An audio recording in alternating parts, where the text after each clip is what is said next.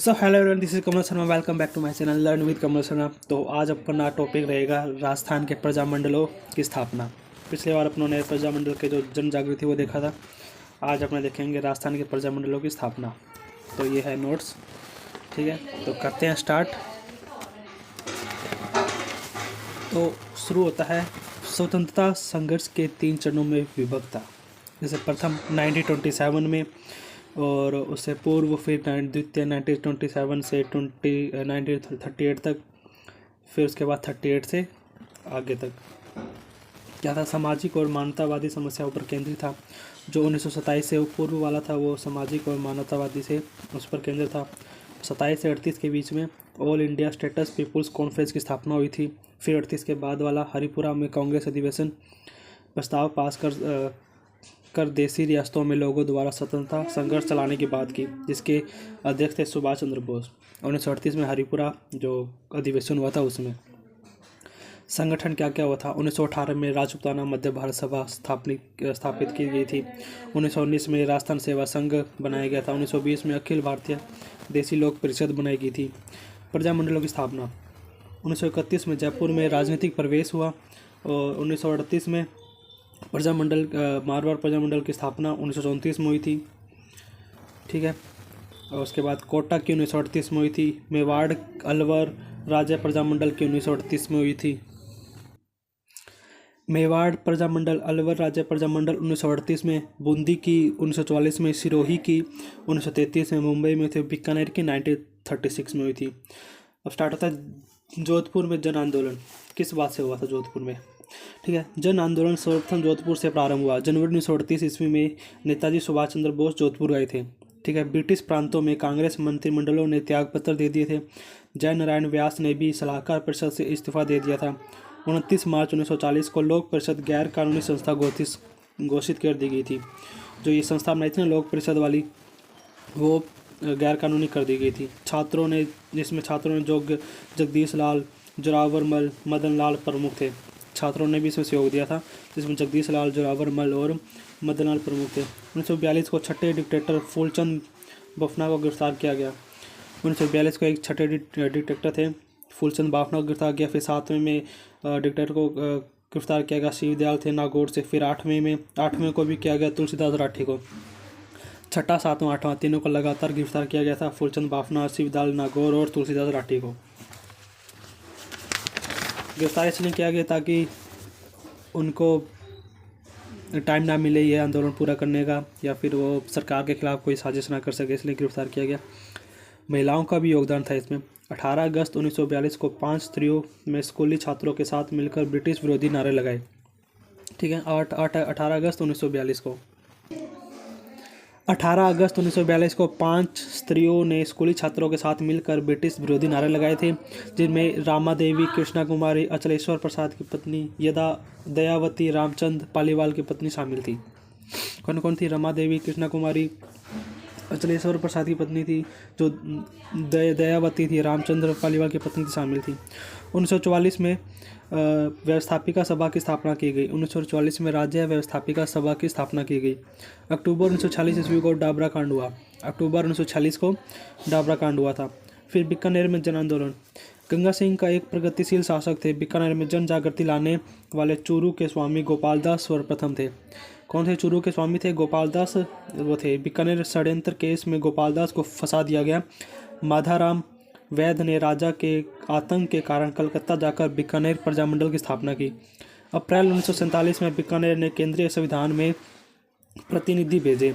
अप्रैल 1947 में केंद्रीय संविधान में बीकानेर अपने प्रतिनिधि भेजे। दिसंबर 1947 को संविधान अधिनियम जनता के प्रकाशित किया गया। 1947 को संविधान अधिनियम जनता ने प्रकाशित किया गया। 18 मार्च 1948 को शार्दुल सिंह ने मंत्रिपरिषद के स्थान एक मिला जुला अंतरिम मंत्रिमंडल बनाने की घोषणा की। जो ये 18 मार्च 1948 को शार्दुल सिंह ने मंत्रिपरिषद के स्थान पर एक अंतरिम मंत्रिमंडल बनाया, मिला जुला सा बनाया था, ठीक है। शार्दुल सिंह ने बनाया था। फिर कैबिनेट योजना में संविधान निर्मात्री सभा का कार्य आरंभ हुआ। कैबिनेट योजना में संविधान निर्मात्री सभा का कार्य आयोजन हुआ। फिर 28 अप्रैल 1947 को बीकानेर के प्रतिनिधि के.एम. पनिकर के स्थान ग्रहण किया और संविधान निर्मात्री बने। 28 अप्रैल 1947 को बीकानेर के प्रतिनिधि के.एम. पनिकर बने थे और अपना स्थान ग्रहण किया। 3 जून 1947 को माउंटबेटन योजना की घोषणा हुई। जो 3 जून 1947 को माउंटबेटन योजना की घोषणा हुई, जैसे माउंटबेटन वो थी जो अपने क्या नाम है अलग अलग हो रहे थे, पाकिस्तान और इंडिया अलग अलग हो रहे थे, वो योजना घोषणा हुई थी। शार्दुल सिंह ने बीकानेर को भारतीय संघ में सम्मिलित करने का निर्णय लिया। जो शार्दुल सिंह थे, बीकानेर के राजा थे, उन्होंने बीकानेर रियासत को भारत में सम्मिलित होने का निर्णय लिया था उस दिन। फिर आगे आता है जैसलमेर जन आंदोलन। पहला समाचार पत्र विजय 1920 में प्रारंभ हुआ। कौन सा विजय 1920 में प्रारंभ हुआ? 1932 में महेश्वरी समाज नवयुवक मंडल का गठन किया गया। 1932 में महेश्वरी समाज का नवयुवक मंडल का गठन किया गया। सागरमल गोपा ने शासन के विरुद्ध जागृति जगाई। 4 अप्रैल 1946 को इनको जेल भेज दिया गया था। सागरमल गोपा थे जैसलमेर के, उन्होंने विरुद्ध शासक के विरुद्ध एक जागृति जगाई थी। इसके विरुद्ध में जो वहाँ के शासक थे उनको जेल में शासक ने उनको जेल में भेज दिया था। 4 अप्रैल 1946 को जेल में भेज दिया था। मिठालाल व्यास ने जैसलमेर प्रजामंडल की स्थापना की। किसने? मिठालाल व्यास ने जैसलमेर प्रजामंडल की स्थापना की थी। मेवाड़ में जन आंदोलन। अप्रैल 1938 में माणिक्यलाल वर्मा ने मेवाड़ प्रजामंडल की स्थापना की। 1938 में माणिक्यलाल वर्मा ने की थी। जेबी कृपलानी तथा विजय लक्ष्मी पंडित आई और खादी ग्रामोद्योग का प्रदर्शनी का आयोजन हुआ। ठीक है। मेवाड़ हरिजन सेवा संघ की स्थापना की गई। इसमें इतना ही है। फिर कोटा में जन आंदोलन 1918 में प्रारंभ हुआ था। पंडित न्यूनराम पहले व्यक्ति राजकीय सेवा जिन्होंने त्याग की। पंडित न्यूनराम थे जो कि पहले व्यक्ति थे जिन्होंने राजकीय सेवा त्याग की थी। और यहाँ पे इनका क्या नाम, कोटा में न्यूनराम ने ही प्रजामंडल की स्थापना की थी। हाड़ौती में प्रजामंडल की स्थापना हुई थी। 1947 में प्रजामंडल की स्थापना अबिन हरी ने की अध्यक्षता न्यूनराम ने की थी। जो 1939 में कोटा प्रजामंडल की स्थापना हुई थी उसकी स्थापना किसने की थी? अबिन हरी ने की थी। लेकिन जो अध्यक्षता थी वहाँ की उसको किसने की थी? न्यूनराम ने की थी। 1940 में कोटा की रामतलाई क्षेत्र में कोटा प्रजामंडल का अधिवेशन आयोजित हुआ। 1940 में कोटा के रामतलाई क्षेत्र में इसका अधिवेशन आयोजित हुआ था। फिर बूंदी में जन आंदोलन। विजय सिंह पथिक, रामनारायण चौधरी ने आंदोलन। 1931 में कांतिलाल की अध्यक्षता में बूंदी प्रजामंडल की स्थापना हुई। जो बूंदी में जन आंदोलन हुआ था, विजय पथिक थे, रामनारायण चौधरी थे, उन्होंने नेतृत्व किया था उनका। 1931 में कांतिलाल की अध्यक्षता में बूंदी प्रजामंडल की स्थापना हुई थी। 1937 में अध्यक्ष ऋषिदत्त मेहता को 3 वर्ष के लिए राज्य से निकासित कर दिया गया। जो 1937 में अध्यक्ष थे श्रीदत्त मेहता को 3 साल के लिए राज्य से बाहर कर दिया गया था। जयपुर जन आंदोलन। श्री गणेश अर्जुनलाल सेठी ने किया। ठीक, जयपुर का अर्जुनलाल सेठी ने किया था। चरखा संघ की स्थापना 1927 में हुई थी। जमनालाल बजाज ने की थी। जयपुर प्रजामंडल की स्थापना कपूर चंद्र चपाटनी ने की थी। 1940 से अध्यक्ष पंडित हरियाला शास्त्री को बनाया गया था। ठीक है, अध्यक्ष पंडित हरियाला शास्त्री को बनाया गया था।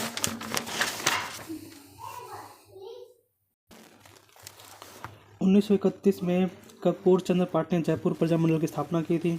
इनका कार्य समाज सुधार ही रहा था और इनके हीरालाल शास्त्री, चिरंजीलाल अग्रवाल, कपूर चंद्र पाटनी, दौलतमल भंडारी को गिरफ्तार कर लिया गया था। ठीक है। चरखा संघ की स्थापना जमनालाल बजाज ने की थी 1927 में। ठीक है। वो हीरालाल शास्त्री को प्रजामंडल का अध्यक्ष निर्वाचित किया गया। ठीक है। उन्होंने प्रजामंडल की शाखाएँ खोल दी, हर एक राज्य भर में शाखाएँ खोल दी। 1941 में नवंबर प्रजामंडल का 3रा अधिवेशन हुआ था। ठीक है। फिर इनके एक वो जो प्रधानमंत्री बने थे हीरालाल शास्त्री ने मिर्जा इस्माइल को आंदोलन छोड़ने का अल्टीमेटम दे दिया और प्रधानमंत्री शास्त्री जी को वार्तालाप के आमंत्रित किया, जिस पर इन दोनों के बीच में एक समझौता हुआ था। क्या हुआ था? युद्ध के लिए राज्य सरकार जन धन की सहायता नहीं देगी। ठीक, प्रजामंडल को राज्य में शांतिपूर्वक युद्ध विरोधी अभियान चलाने की स्वतंत्रता होगी। ब्रिटिश प्रांतों से आने वाले किसी आंदोलनकारी को प्रवेश करने में नहीं रोका जाएगा। जनता को तथाई शासन देने के लिए राज्य शीघ्रता से कार्रवाई करेगा। प्रजामंडल महाराजा के विरुद्ध किसी प्रकार की सीधी कार्रवाई नहीं करेगा। ठीक है, ये क्या था? फिर आता है अलवर में जन आंदोलन। अलवर राज्य की जनता में जागृति लाने का कार्य पंडित हरिनारायण शर्मा ने किया। अलवर में किसने किया था? हरिनारायण शर्मा ने, उन्होंने अस्पृश्यता निवारण संघ, वाल्मीकि संघ, आदिवासी संघ की स्थापना की, खादी का प्रचार किया आम जनता में जागृति पैदा करने के लिए। ठीक है। फिर जो अलवर के महाराजा थे जयसिंह को गद्दी से उतार कर एक अपने मनोनीत एक जागीरदार के पुत्र तेज सिंह को गद्दी पर बिठा दिया था। जो वो ब्रिटिश सरकार ने अलवर के महाराजा को गद्दी से उतार कर एक अपनी कठपुतली को वहाँ पे बिठा दिया था। तो इसके विरोध में जनता ने काफ़ी आंदोलन किया, जिसमें राज्य सरकार ने हरि नारायण शर्मा, कुंज बिहारी लाल मोदी अन्य नेताओं के गिरफ्तार किया गया। 1938 में अलवर राजा प्रजामंडल की स्थापना हुई। कब? 1938 में राजा प्रजामंडल की स्थापना हुई थी। 1938 में अलवर राजा प्रजामंडल की स्थापना हुई। ठीक है। उत्तरदायी सरकार की मांग की इन्होंने भी, लेकिन इनका राज्य दबाने के लिए बहुत कोशिश की गई। फिर आता है भरतपुर में जन आंदोलन। भरतपुर में जन जागृति उत्पन्न करने वाले जगन्नाथ दास अधिकारी और गंगा प्रसाद शास्त्री का नाम प्रमुख है। जगन्नाथ दास अधिकारी और गंगा प्रसाद। ठीक है। भरतपुर के तो तत्कालीन राजा थे महाराजा किशन सिंह, एक प्रगतिशील व्यक्ति थे। उन्होंने हिंदी को राज्यभाषा का दर्जा दिया। गाँवों व नगरों में स्वायत्तशासी संस्थाएं विकसित की थी और उत्तरदायी सरकार बनाने के पक्षधर में थी। ब्रिटिश सरकार ने उनको गद्दी से उतार दिया कि वो सबकी सहायता करे, इसलिए उनको गद्दी से उतार दिया और बालक ब्रिजेंद्र सिंह को गद्दी पर बिठा दिया तथा शासन चलाने के लिए प्रशासक नियुक्त किया। और 1930 में भरतपुर महाविद्यालय के छात्रों ने स्वतंत्रता दिवस घोषित बनाया। ठीक, 1930 में भरतपुर महाविद्यालय के एक छात्रों ने स्वतंत्रता दिवस बनाया। 1938 में राज्य के बाहर रेवाड़ी में भरतपुर प्रजामंडल की स्थापना की गई। 1938 में राज्य के बाहर प्रजामंडल की स्थापना की गई थी भरतपुर की, और इनके अध्यक्ष गोपी लाल यादव बने और कोषाध्यक्ष मास्टर अतेंद्र